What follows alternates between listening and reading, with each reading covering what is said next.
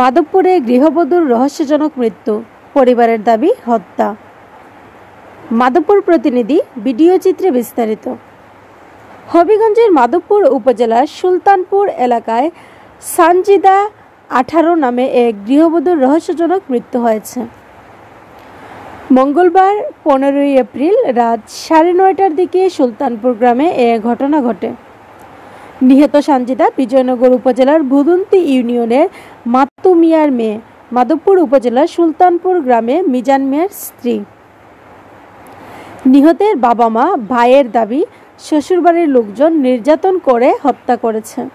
অপরদিকে নিহতের শ্বশুরবাড়ির লোকজনের বক্তব্য পাওয়া যায়নি। সে মৃত, আমরা তাকে আসার পরে জীবিত পাইনি। তাও স্বামীকে জিজ্ঞাসা করার পরে স্বামী কিন্তু আসছিল, তার নাম্বারটা আমি চট করে রেখে, কিন্তু স্বামীকে আমি 2বার জিজ্ঞেস করছি যে কি হচ্ছে, কিচ্ছু বলে সে চুপ করে পিছনে দাঁড়া রয়েছে। বরং তার যে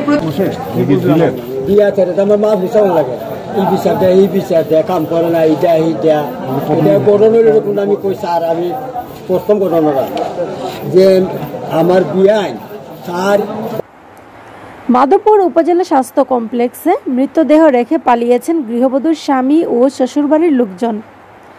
নিহত গৃহবধূর পিতার বাড়ি বিজয়নগর উপজেলার ভুদুন্তি ইউনিয়নে। সানজিদার বাবা জানান, মেয়ের শ্বশুরবাড়ির লোকজন প্রায় সময় ফোন দিয়ে মেয়ের বিরুদ্ধে অভিযোগ দিত। মেয়ে বাসায় কোনো ধরনের কাজ করে না।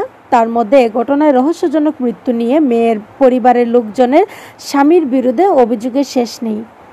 ঘটনার পর থেকে মৃত গৃহবধূর স্বামী, শাশুড়ি ও ননদ পলাতক রয়েছে। মঙ্গলবার রাতে হাসপাতাল থেকে গৃহবধূ সানজিদা মরদেহ উদ্ধার করে মর্গে পাঠায় পুলিশ।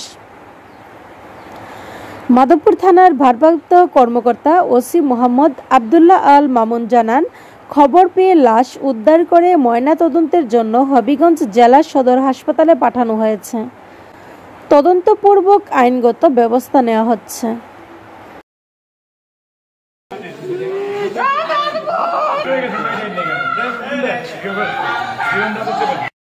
শাশুড়ি আর স্বামী